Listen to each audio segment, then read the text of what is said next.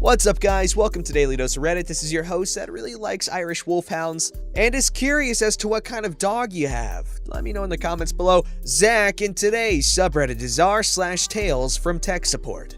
This story's called Teacher Changes Classroom Weekend Before Day 1 and Then Complains. So this happened about 4 years ago. I worked for a K-12 high school. Not my current one, as the network manager, so it wasn't actually my job to deal with classroom issues. But I decided to help out since it was the normal start of year crazy time. Sitting at my desk, I am looking through the help desk holiday logs and saw, yes, last week a full audit was done and all rooms reported working. Phone rings. Hello, IT. How can I help you? I need help. Nothing in my room is working and it's the first day of term.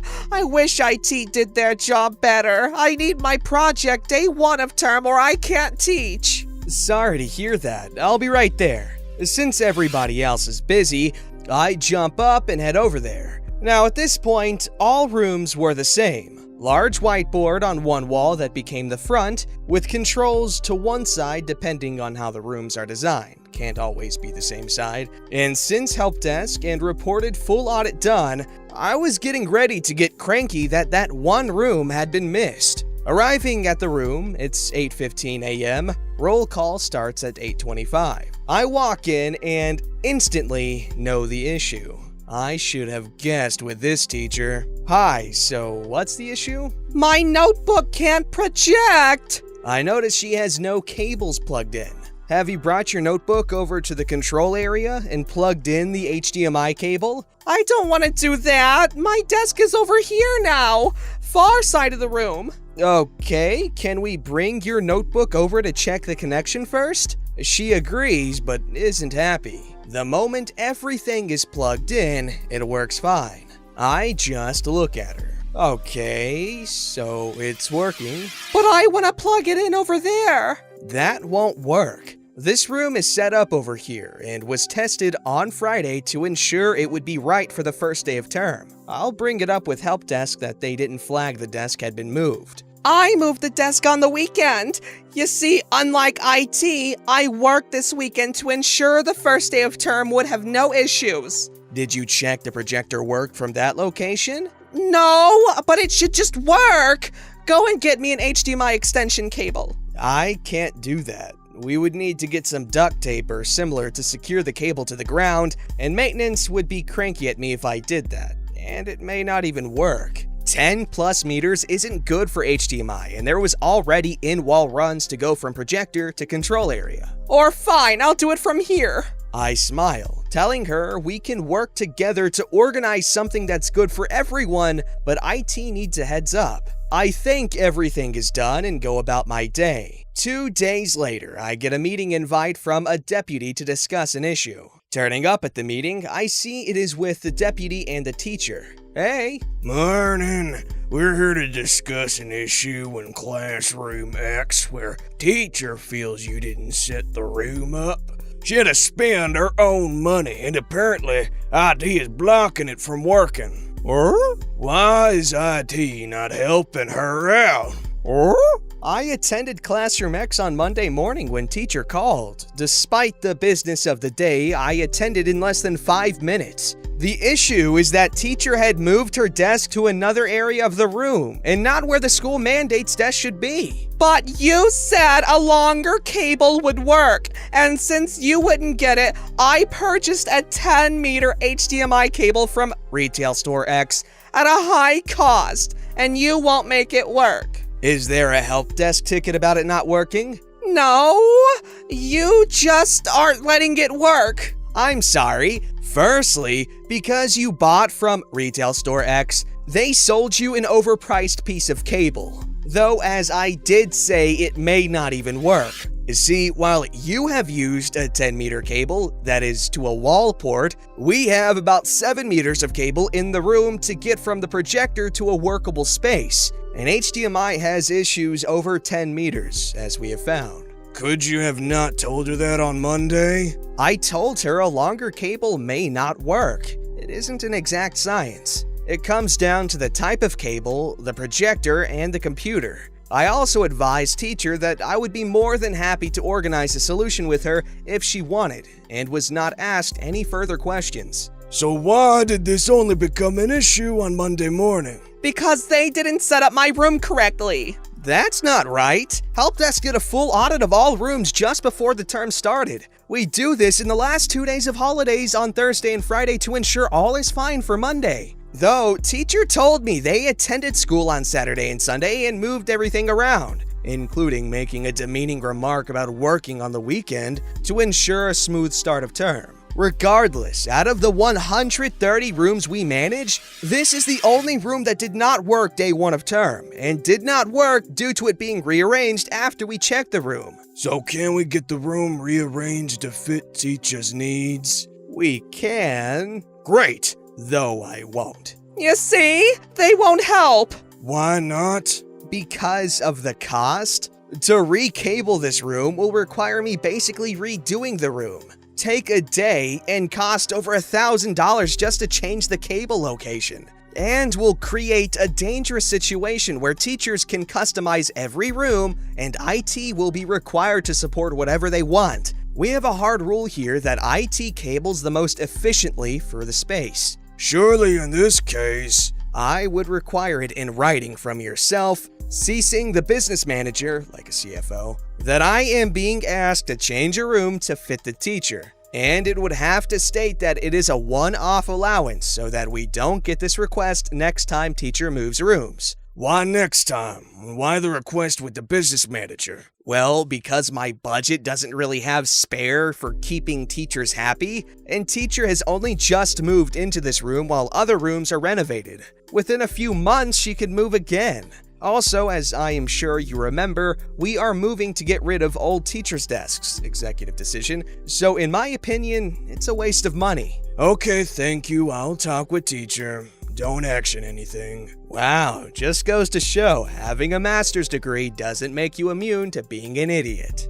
This story's called Customer Bricks iPad, Threatens Legal Action. First, a little context. I, 31 male, work as a computer technician and salesman for a large office school supply retailer. It's my job to not only sell devices, but service them. As you might imagine, my position attracts a lot of older clientele, with the most banal questions and requests. Still, a lot of them are fairly self-aware in their lack of knowledge. I don't mind helping them out, and if I can teach them a thing or two, everyone benefits. Now on to the weekly feature.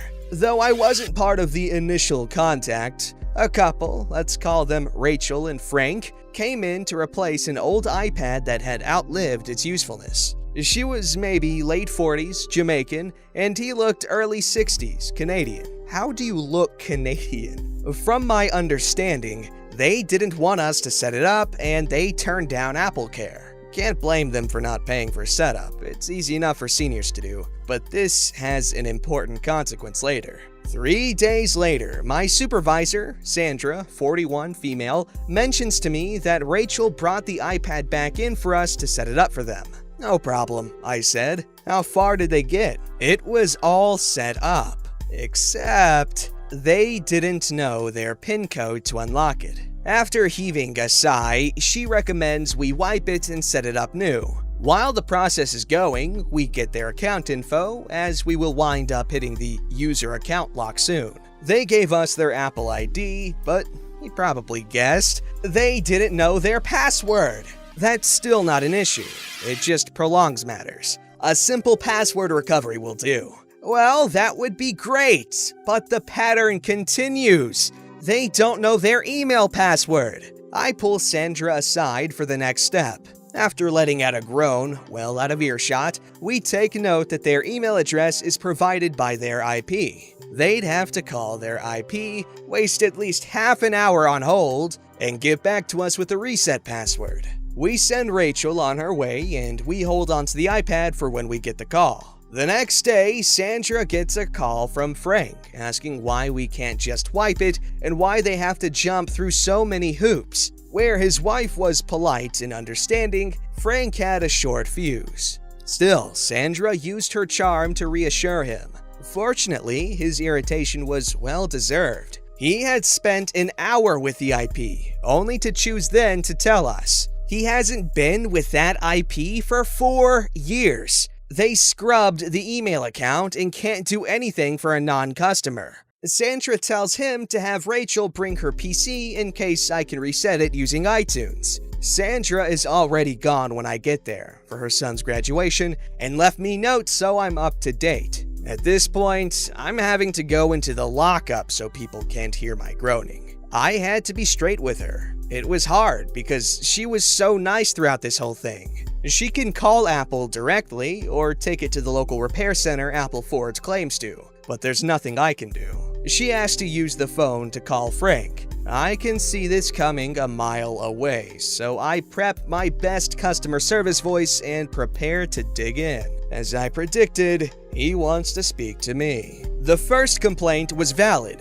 We charged them for setup work we couldn't fulfill. That'd be returned, no questions asked. I went over the situation with him slowly and explained the account lock he enabled. He explains to me that he did nothing, he didn't enter any info at all. All he did was hold the iPad over his phone when it asked him to, thereby transferring the account info. Apparently, I didn't make any sense because I should be able to just wipe it and start fresh. After a couple more times of explaining it, he asks me, So, what are you telling me? The iPad is no good? Unless that iPad can be unlocked by Apple or by the repair center, it's unusable, I said. At this point, he demands a refund. Yes, we will refund the labor for setup back to your wife's card. Boy, howdy was I stupid. He was actually asking for a refund on the iPad.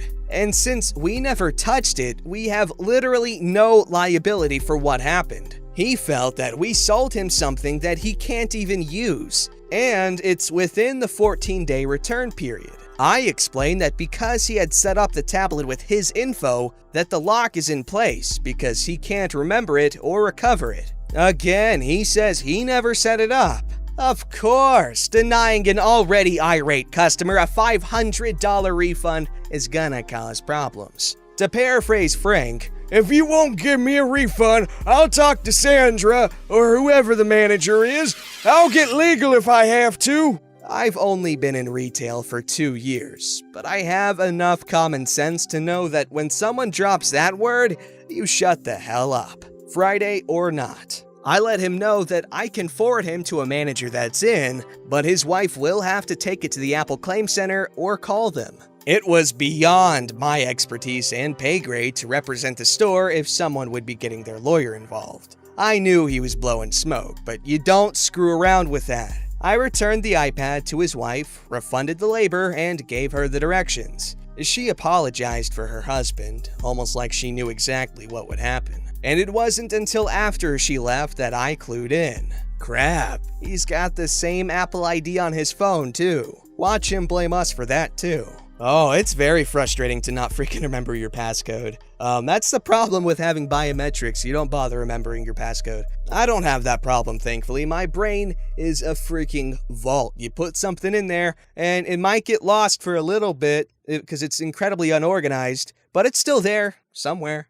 This story's called The Curse of Mobile Providers and Email. Long day but almost over, and just had this small victory with random information I remember sometimes. Here's the cast. End user, me. I get a call regarding someone not being able to load up email on their phone, and went like this. Thank you for calling. What can I do for you?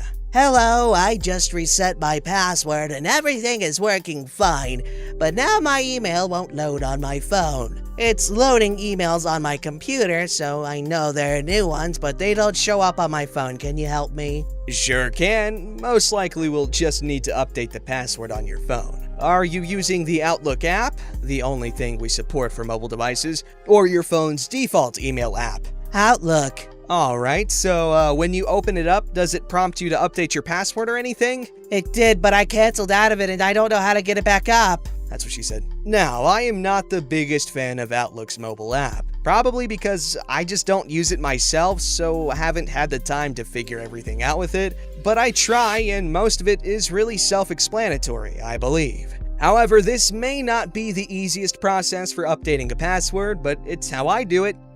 Alright, well, we will need to remove your account then and add it back. Can you swipe from the left and open the settings? Insert 5 minutes back and forth me trying to explain how to swipe in from the left, what the setting, gear, however you describe it icon is, and where to find it, and getting almost nowhere. Finally, Eureka! He finds the settings icon. Alright, go ahead and click on your account that says Office 365 for me, and at the bottom, hit delete account. Done. Now it's asking me to put in my email address and add account. Yep, so go ahead and fill that out after clicking add account. It should redirect you to our SSO page to log in on. No, it tells me that it can't add this account right now. Try adding it again with your other form of email address. We have like 15 username email address combos for people. This was one of them. Usually their default one was working, but occasionally it messes up, so I figured this was the case.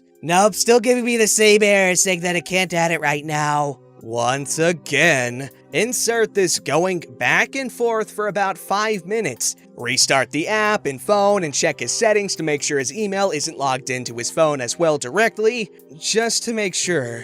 You are connected to Wi-Fi, correct? I don't have that, just this antenna thing you guys gave me for my laptop. So you are just using data on your phone and not connecting to any wireless network? Correct. I don't suppose you have the only carrier I would ever refuse to get, do you? I do. Well, unfortunately, they don't allow you to use data while you are on a call, so I'll have to have you do this on your own. It should be pretty straightforward. After you end the call, go ahead and try to add your account again. If you have any issues, call me back. Checked his log 5 minutes later and he was able to authenticate it and didn't get a call back. I really sometimes hate mobile carriers. I bet it was Verizon. Those bastards, they don't let you use data when you're on a phone call. And I just accepted that as part of my reality. And then we got T-Mobile. So much cheaper, so much better. And it works when you're on the phone, the data. But now I'm on AT&T, which is not as good. Don't forget to like, subscribe, and hit that bell to never miss an episode.